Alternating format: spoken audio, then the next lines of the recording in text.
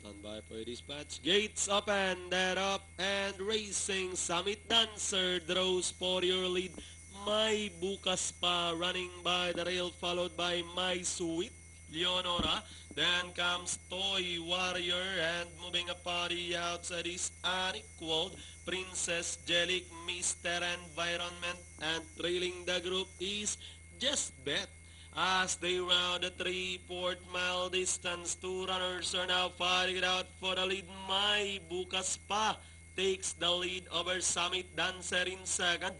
My Sweet Leonora racing in third, moving upon the outside, Unequaled. Then by the rail, Just Bet. In between runners, Toy Warrior. Running on the outside, Mr. Environment and Princess Jellic. Now in behind them, past the last 800, not too much gap from each other. We have the 8 runners, but May Bukas pa is still leading the field. Running now in second, My Sweet Leonora, Unequaled, moving up on the outside. Summit Dancer moving up once again down on the inside.